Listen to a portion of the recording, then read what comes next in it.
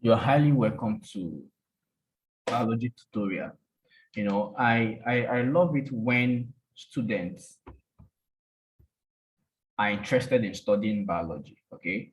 Our last class, we looked at biology as a course of study. We looked at several things. We understood the origin. We looked at the foundation. Because one thing about me is I like explaining concepts. I like explaining subjects in a way that my students will be able to understand it. All right. So I pay very close attention to the needs of my students, breaking it down in a way that they would be able to understand it. All right. If I am very fast, please call my attention to it. Okay. If I am very fast in the way I talk, call my attention to it. Thank you so much. So today we would be looking at the classifications of living things. Classifications of living things. We said last week that biology is the study of life.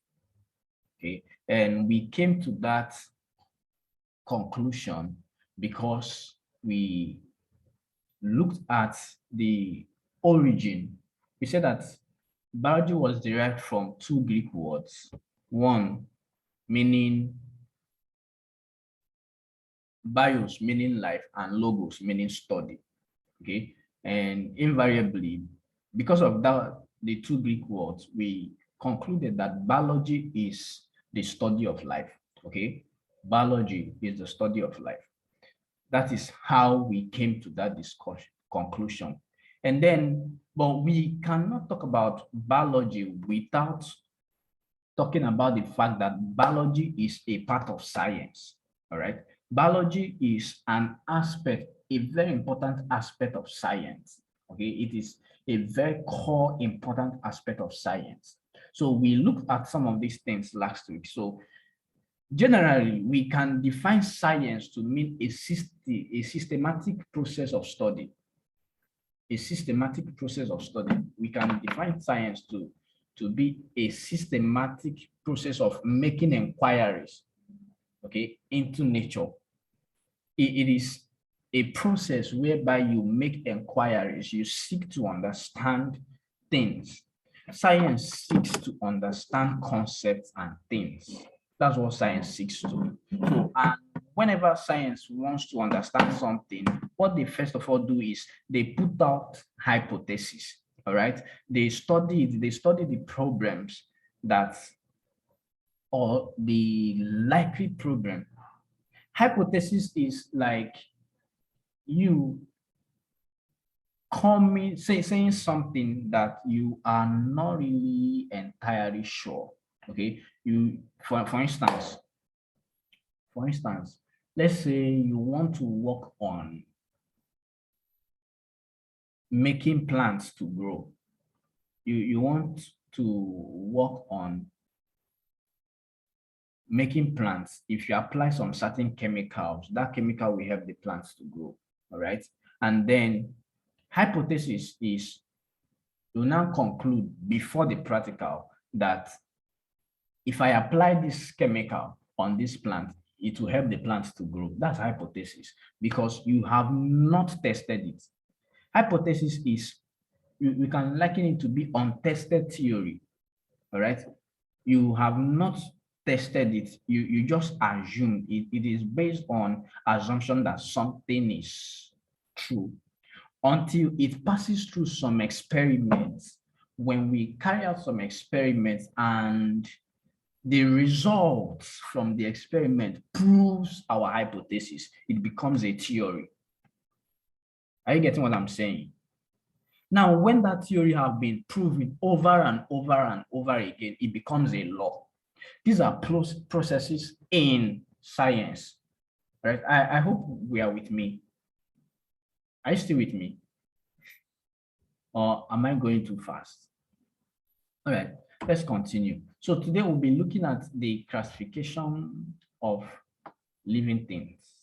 Okay, we'll be looking at the classification of living things. Okay. At the end of this lesson, you should be able to learn how to classify living things into kingdoms with their examples. All right. At the end of this class, you should be able to learn how to classify living things into kingdoms and their examples. All right. And then you should also be able to understand what we mean by binomial nomenclature and taxonomy. Sorry that these things are sounding like high terms, but before the end of this class, you should be able to understand them better, all right? Before the end of this class, you should be able to understand better. Okay, let's move on. Let's move on. Binomial nomenclature. Can you see my screen? Binomial nomenclature simply means a system of naming. Binomial means two. When you see binomial, bi, the word bi means two. Okay?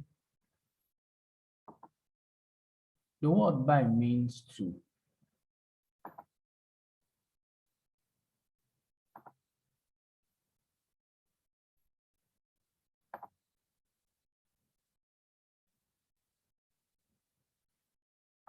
Sorry, I am calm. Can you see my screen? Bi means two. Okay? So anytime you hear the word bi, it means we are referring to two. So binomial nomenclature simply means a system of naming whereby organisms have two names. We'll still come to that. A system of naming whereby organisms have two names. For instance, in science,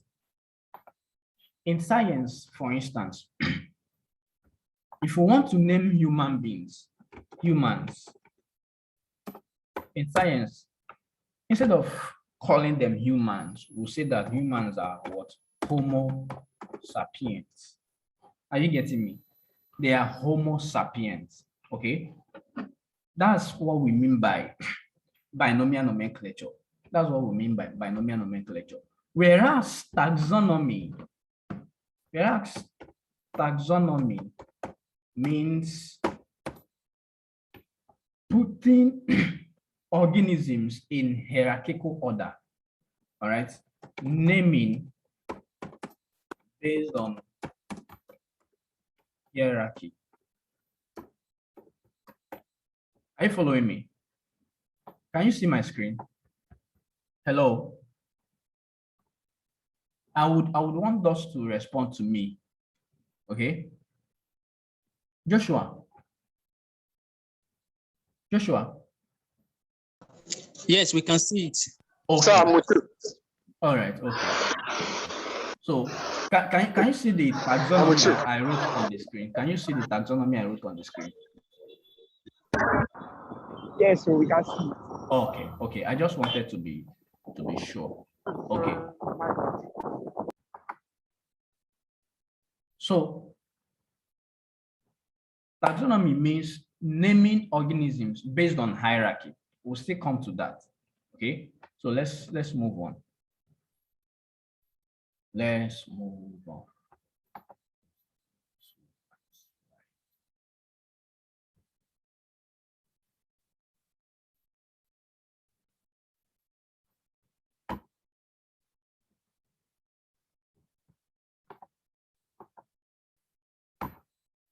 Okay.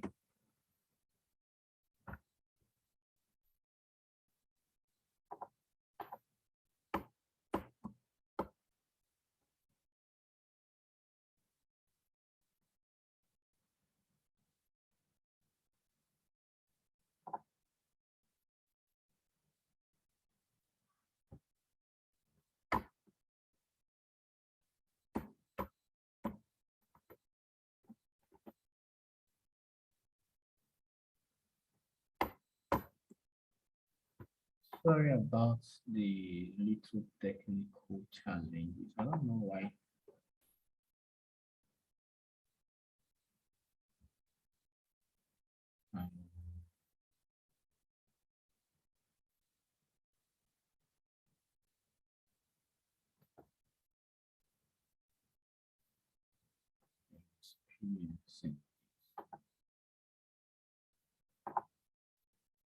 Trying to move to the next slide, but finding it difficult.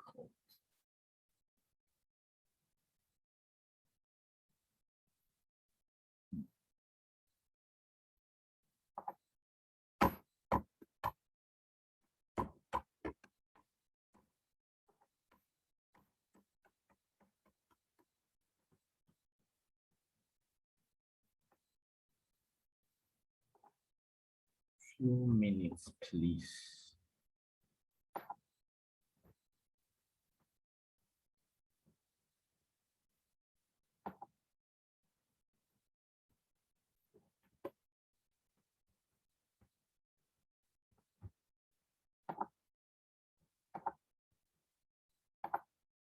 Okay. Can we see the screen now? Okay. So classification of living things. We'll say that living things are classified by putting similar organisms with similar characteristics in the same group. All right. The original idea of classification is to aid easy identification. Okay. If you see organisms that look alike, that means they are from the same place. For instance, if you see people in human beings right now, if you see people that speak the same language, something suggests to you that they are from the same place. Am I correct? That's classification. That's the simple idea of classification. Classification simply means putting things where they belong based on identifiable characters or based on things you feel you can attribute to each and every one of them. All right? You see humans, you can say that this is a human.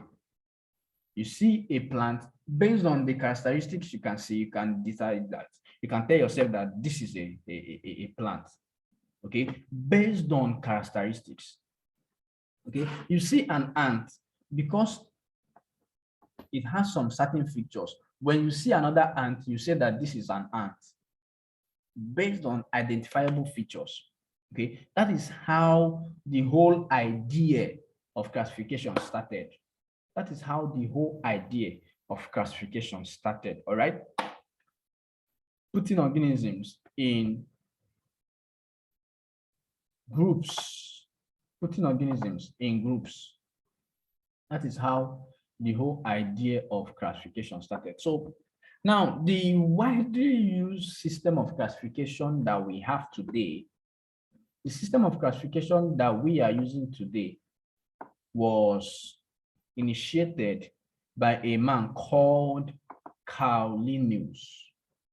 I believe we'll be familiar with him. Carl Linnaeus. He's the man that invented, he was born in 1707. He lived between 1707 to 1778. That was the period of his existence, all right? And he published several books. Among his publications, as scientists, by the time you get to the university, after your undergraduate studies and you want to do your master's, your PhD, one of the major things that makes you to stand out is the number of your publications, okay? One of the major things that people will use to respect you in the scientific sector, let me just use that term, in the science world, is the number of your publication, okay? So this man called Carl Linnaeus, he had several publications. So in the year 1753, he put out a publication on plants. He put out a publication for plants that people use today to classify plants. In fact, it is so massive that it is almost impossible for you to bring any plant in existence today that is not in the classification of Carolus Linnaeus. No, his name is Carl von Linné, but Latin people, because in those days, there are two basic people, as long as education is concerned, it's either from the Greek or from Latin. It's either in Greek or Latin. Those are the two widely educated people then. So his original name was Carl von Linné, but his name was changed to Latin as Carolus Linnaeus. So, and in the year 1758, he also published another journal called Classification of Animals. Now, not only that, he did his own part, but there is also another scientist called R.H. Whitaker. This man in the year 1969, this man called R.H. Whitaker introduced what we know as the 5 kingdom classifications.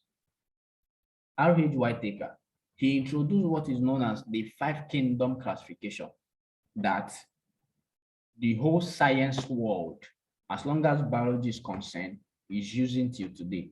R.H. Whitaker, he introduced it, was one that introduced the 5 kingdom classifications that we are using. You know, before, generally accepted, all living things were before now classified into two.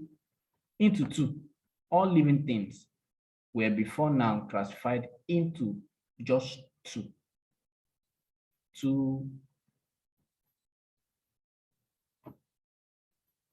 two parts. It's either it is a plant or it is an animal. Those are the two major parts. It's either it is plant or it is an animal. If it is not plant, then it must be an animal. But as time goes on, people began to discover that there are organisms that you cannot entirely say they are plants, and you cannot entirely say that they are animals. Some seem to be between plant and animal. And what do you do with those kind of organisms? For instance, virus, for instance, you cannot really say that virus is a living thing or a non-living thing. Okay, let me give another instance. There is an organism also, blue-green algae. Blue-green algae is a cyanobacteria. Okay, it has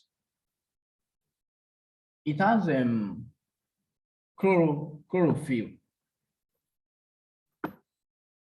It has chlorophyll, but you cannot entirely say that it is a plant. You cannot entirely say that it is a plant because there are some other characteristics that does not depict it to be a plant. So some of these things gave scientists issues until this man called R.H. Whitaker came up and classified organisms into 5 distinct kingdoms. All right, kingdom is like the highest hierarchy of classification. All right, I told you that we are looking at hierarchy now. Taxonomy talks about the hierarchical classification of living things. So R.H. Whitaker broke it down for us. Okay, he was the man that broke it down for us. So because of him, we now have kingdom, phylum, class, order.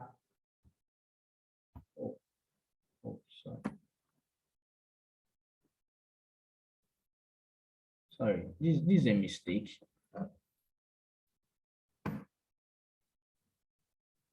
This is a mistake. Let me This is not from, it is called family. Supposed to be family. This from here is supposed to be family. Okay, not from. It's supposed to be family.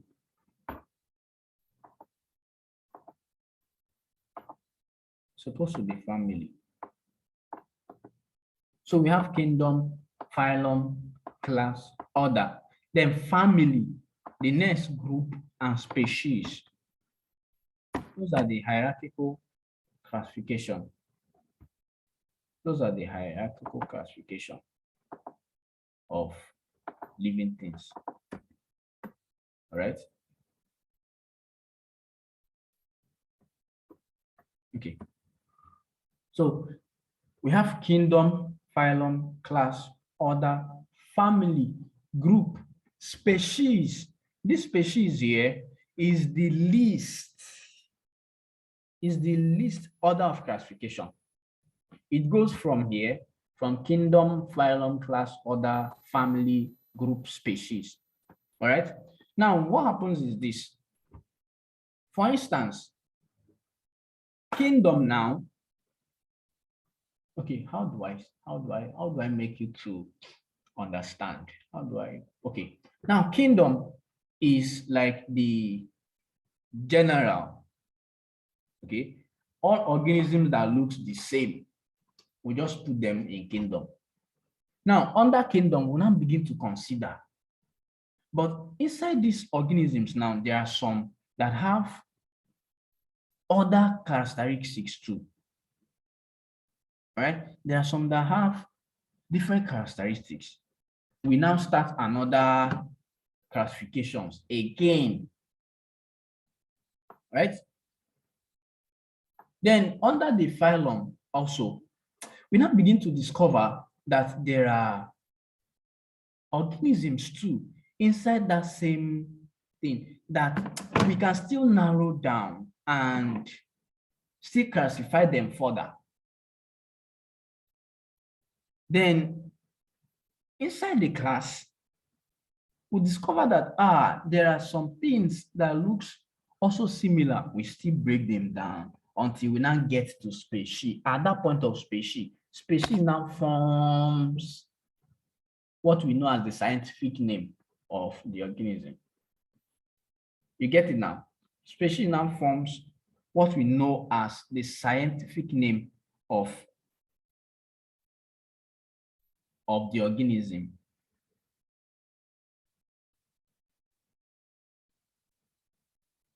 All right. Now let me use humans as an example. Still come here. Let me use human being as an example. Okay, just follow me. Just follow me. Let's classify human being now. Humans.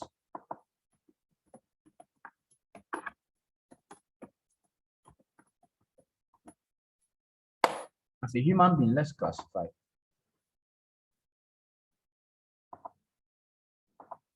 Okay, if you have questions, you can ask. Well, let's classify human being. Okay, just follow me. Now, which kingdom do you think humans belong to? Humans belongs to kingdom Animalia. This could have been, okay. All right. Let's move to the next one. Okay, fine.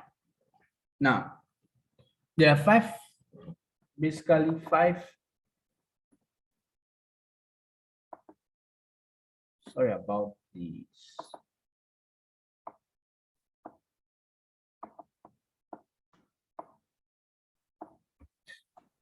All right. So the 5 kingdom classifications, according to R.H. Whitaker in 1969, is kingdom Monera, kingdom Protista, kingdom Fungi, kingdom Plantae, and kingdom Animalia. These are the 5 kingdoms. These are the 5 kingdoms. Do you have any question?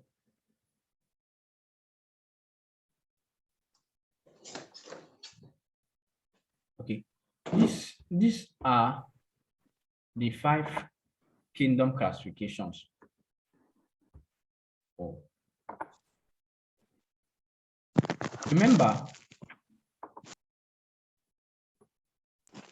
Remember, we said that in order to classify organisms, in order to classify organisms, they are arranged in hierarchies: kingdom, phylum, class, order, family. This from is family, group, species. All right. I made a mistake there. The reason why I made a mistake there was in my SS1, I cannot forget, there was an acronym my teacher taught me that helped me to remember these things, this hierarchical classification till today. There was an acronym she taught me then in my SS1 that up to today, I cannot forget that acronym. And that acronym was KP, come out from group sports. No, she just gave us it. She gave it to us then to help us in the classification. So whenever I am asked to classify to classify organisms, the first thing that comes to my mind is that thing she taught us, KP, come out from group sports. I will immediately know that K stands for kingdom, P stands for phylum, C stands for class, O stands for order, F stands for family, G stands for group, and S stands for species. And I will use it to classify the organism. I hope we are jotting things down. So the acronym is this: KP, come out from. That's the acronym. So the idea is you use the first letters. K equals to what? Kingdom. P equals to phylum. C now, instead of the com, what we need here is the C. Equals to class. O, instead of out, we replace it with order. F, instead of from, replace it with family. G, instead of, okay, G still remains the same, it's still group. Then S, instead of sports, we replace it with species. Are we following? So this was what she gave us then that helped us to be able to classify organisms. All right. So now I wanted us to classify humans before. Now let's come back to it. I wanted us to classify humans before. Let's come back to it. Now, under this kingdom Animalia, we have, under the phylum, we have phylum Chordata and other phylums. In zoology, we have vertebrate and invertebrate organisms, all right? We have vertebrate and invertebrate. Chordate means vertebrate organisms.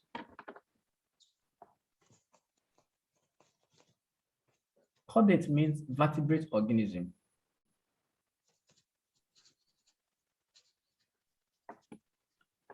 Then under class, we can have as many as you can think about. Now, just follow me.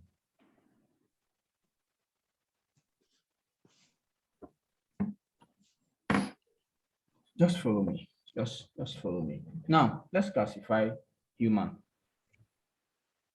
Let's classify human. The first one is what? Kingdom Animalia. The second one will be Chordata.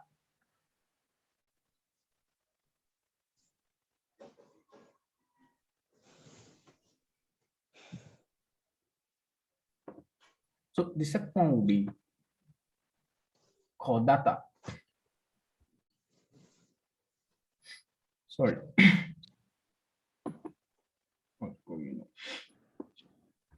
Sorry about that.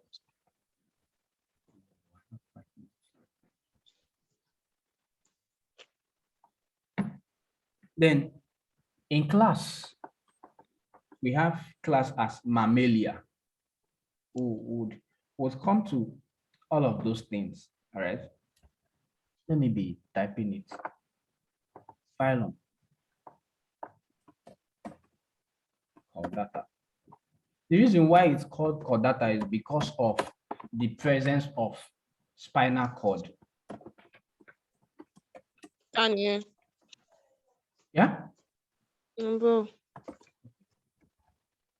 It's called chordata, or you call them chordates. They are also called chordates. Why? Because of the presence of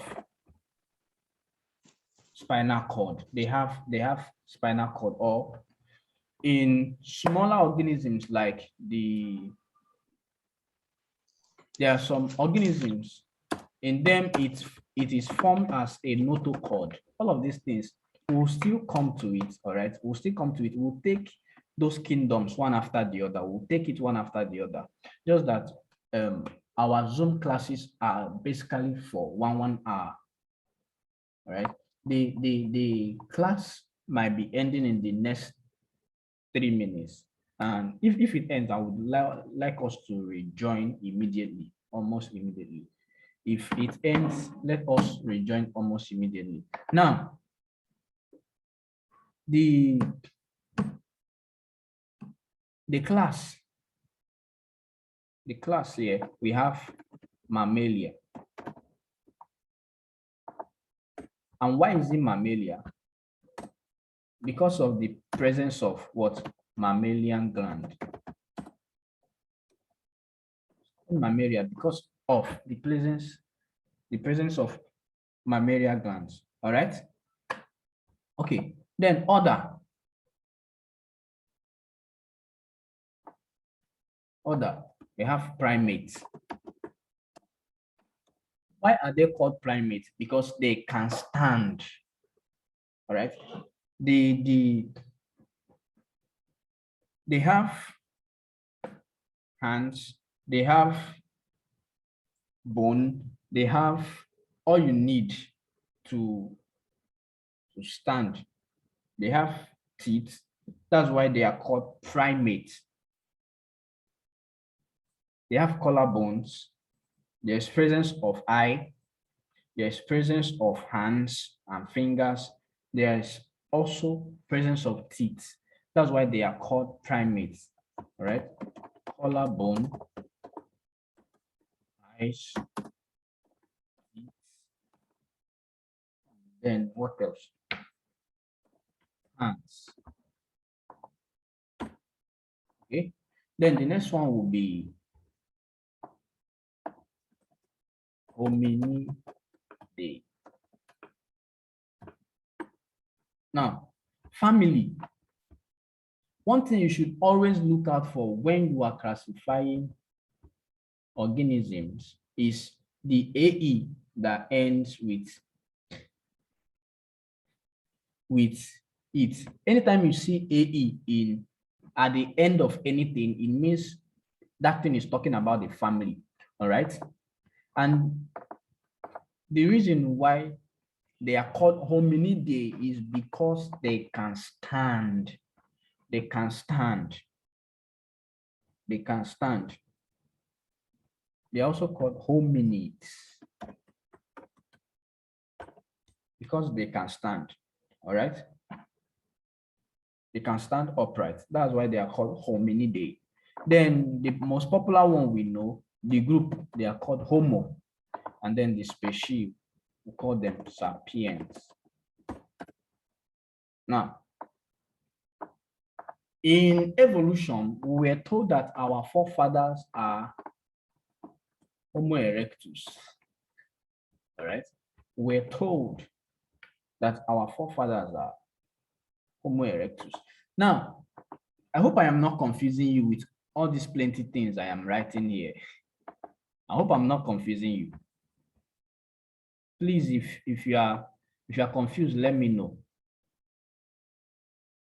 If you are confused, let me know. It is not my intention to confuse any of us, please. It is not my intention to confuse any of us. Now,